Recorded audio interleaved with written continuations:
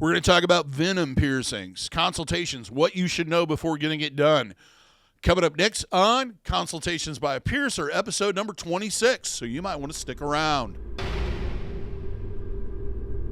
For those who are new to the channel, welcome to the Body Piercing and Tattooing channel. Hope you're enjoying the videos. Hope you're finding them helpful and educational and all the things we love to hear that they do.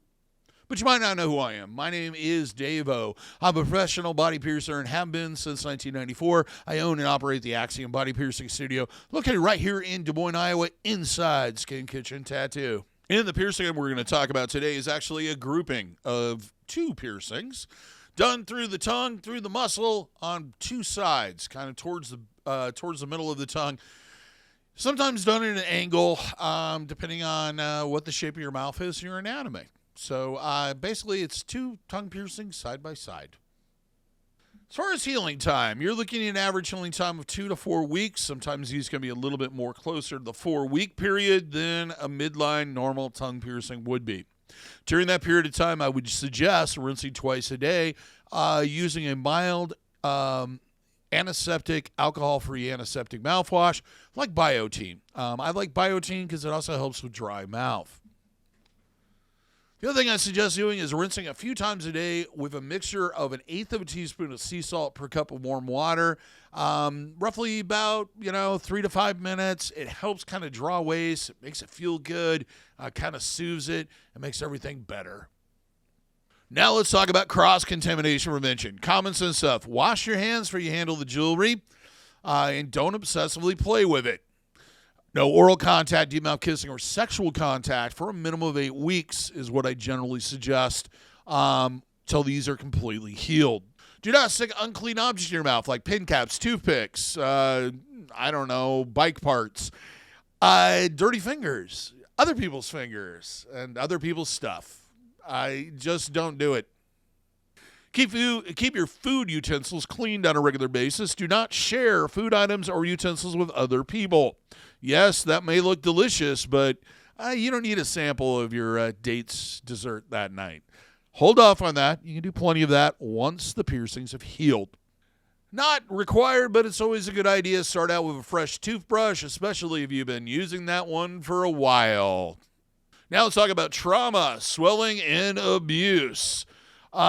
This one comes down to, if you watch the one on tongue piercings, a lot of it's the same stuff. You want simple foods at first, soft foods, things that don't involve a lot of movement and a lot of chewing. You want to eat slowly and carefully.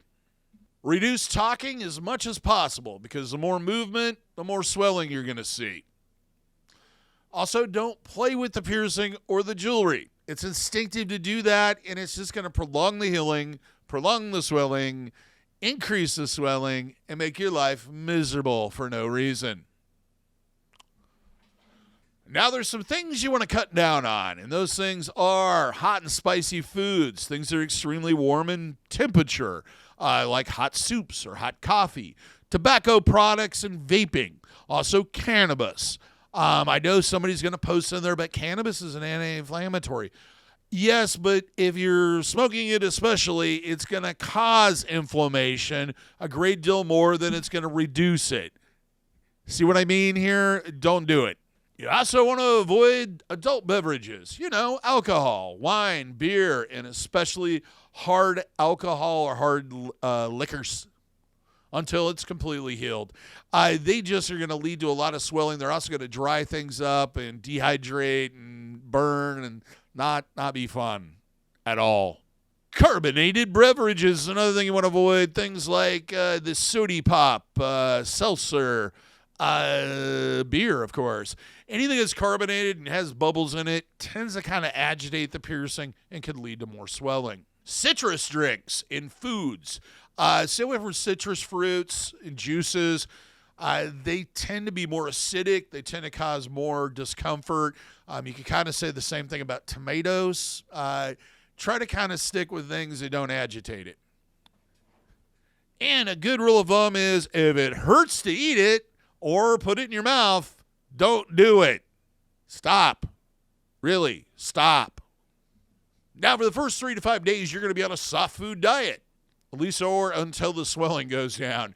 Things like yogurt, smoothies, ice cream, nutritional shakes, baby food, applesauce are much easier to eat and a lot less complicated and fun than, try to eat a steak or lasagna. I know there's going to be somebody that posts that you're not supposed to eat dairy because dairy causes yeast infections in your mouth. No, it doesn't. It does not cause yeast infections. Also, there's a little bit of belief that it may lead to inflammation. Most of those studies where dairy did is dairy products that are high in saturated fat, like cheese, which you shouldn't be eating while you're healing out 2 tongue piercings. Because it's not either hard or soft, or melted especially. It's not going to be a fun experience in any way, shape, or form, for that matter.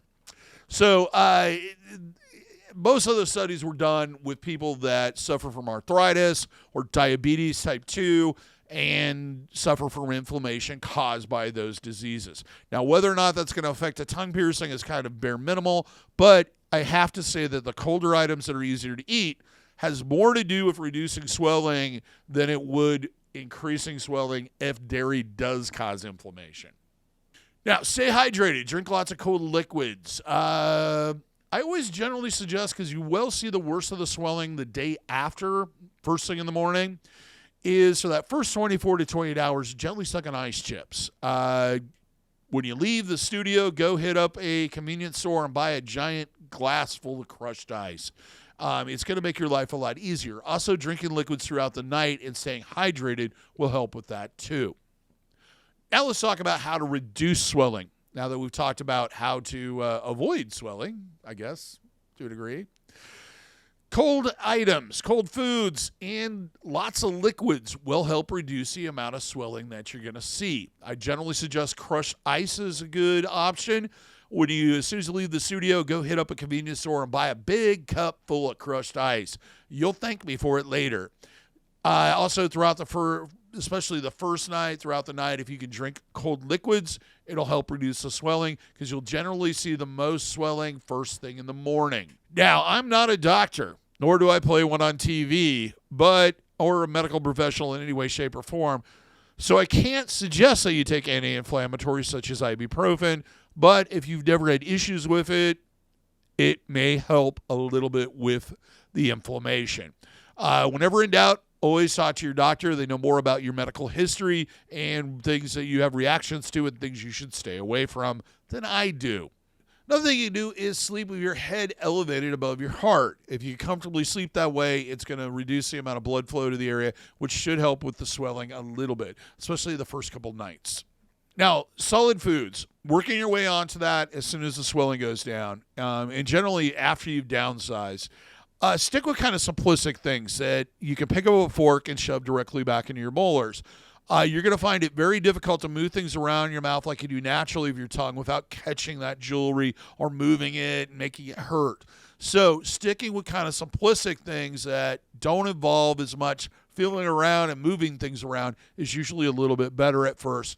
It's going to be very frustrating at first. It's going to feel strange. If it takes you half an hour to eat a potato, it takes you a half an hour to eat a potato. Be patient. Eventually, it will get to the point where it feels stranger to have that jewelry in than to have it out. Also, once you go to the shorter barbell, it all gets a little bit easier. Whenever we talk about oral piercings, we have to talk about the wrist, and that's enamel erosion, gum erosion, softening the bones inside your mouth. With this piercing, because there's 2 of them and they're taking up even more space in your mouth, those problems are increased by 2. It's going to have more likelihood to have contact with teeth on the side. It's a little bit more often that you can catch it because of where it's located at, because it's closer to your teeth.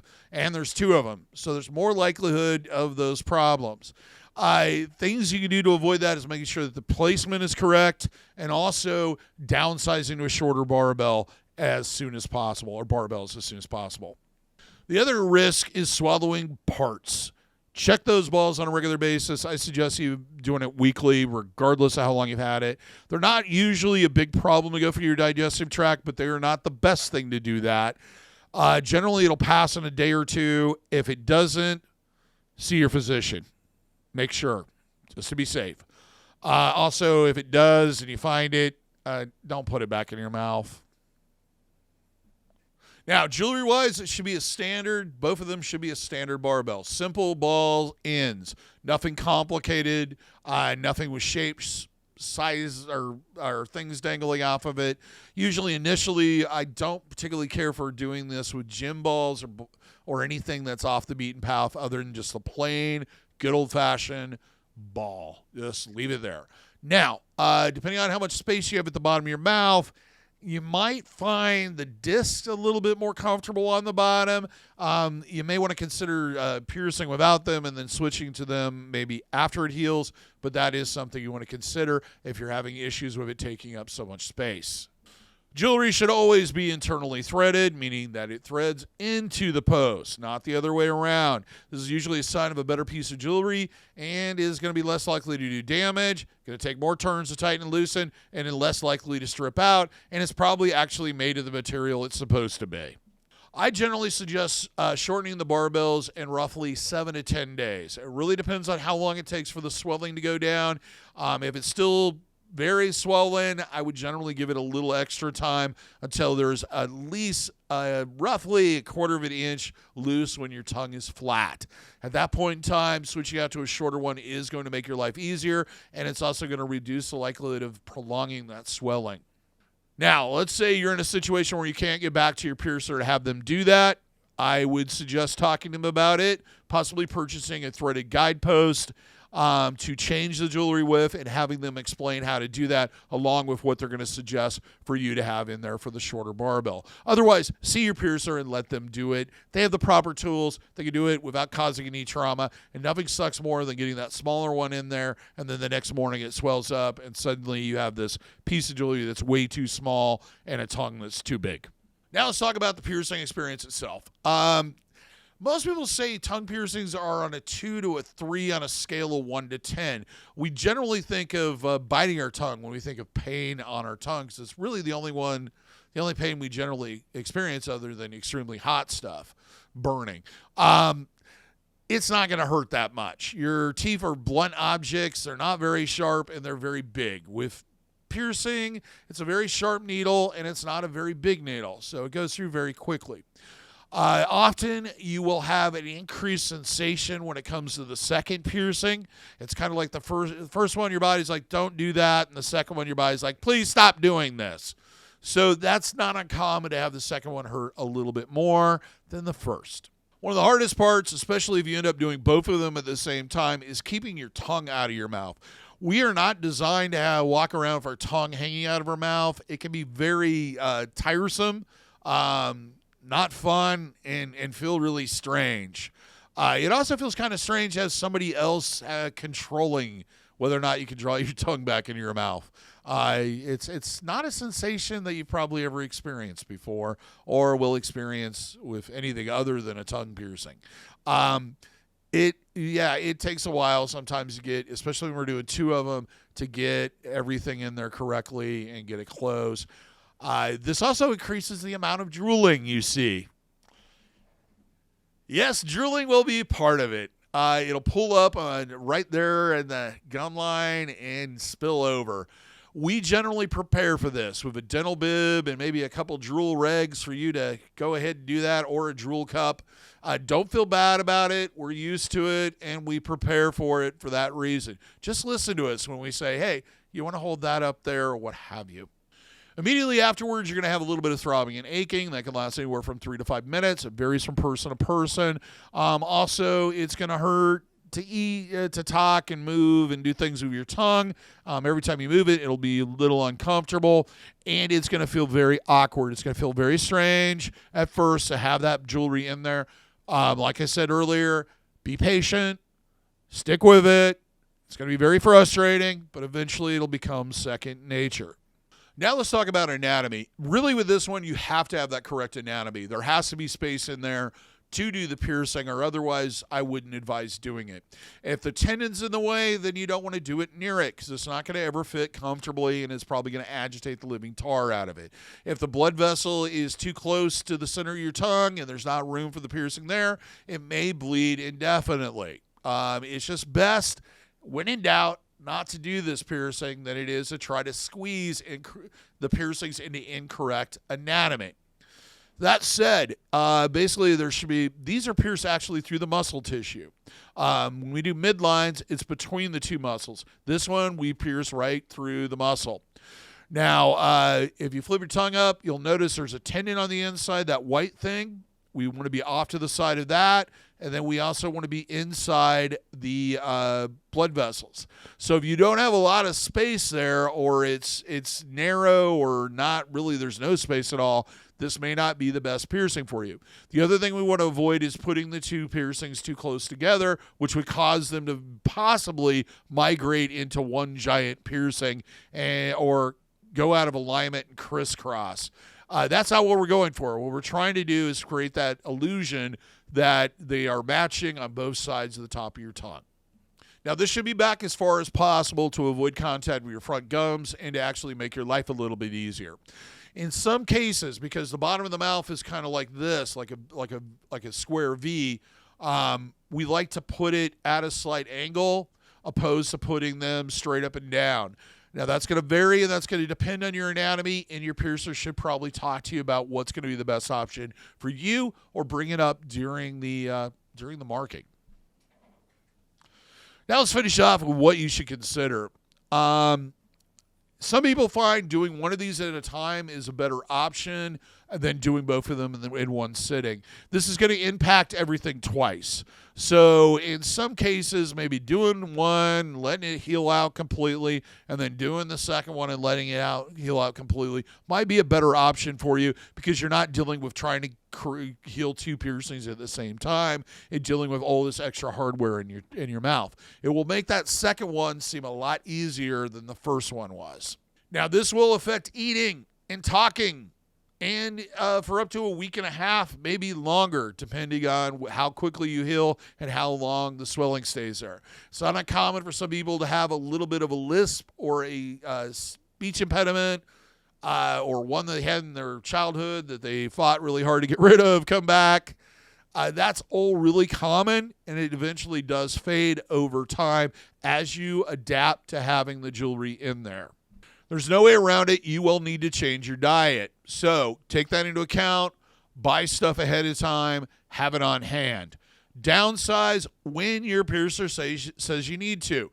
Don't leave that longer jewelry in there indefinitely, or it's going to lead to issues, including more contact with teeth, thus more problems, more risk, and also prolonged swelling because it's moving around a lot more. For that reason, I always suggest having a nice, quiet meal before you come in of your favorite thing or at your favorite restaurant, because you're not going to be able to eat whatever you want for quite a while. So get that fill in right before that last supper, so to speak. If you have any upcoming dinners or events or vacation, I would suggest waiting until you get back or those are over before getting these piercings. It's probably going to cause issues if you don't. You're going to be dealing with a lot of crap when you don't need to, especially with speaking. You may have issues with that, which is just going to make the swelling worse and everything else worse. And lastly, like I said earlier, this piercing is about adaptation. It takes a little while to adapt to it, and with two piercings, that period of time may be even longer. Stick with it. Eventually, it'll feel stranger to have it out than to have it in. Well, that's all I have to say about tongue or venom piercings today. Till next time, here's hoping all your piercings heal with ease and without a single issue. And if you're in the Des Moines, Iowa area, I hope to see you for your body piercing needs in the future. Have a good day, everybody. Take care, and we'll see you in the next video.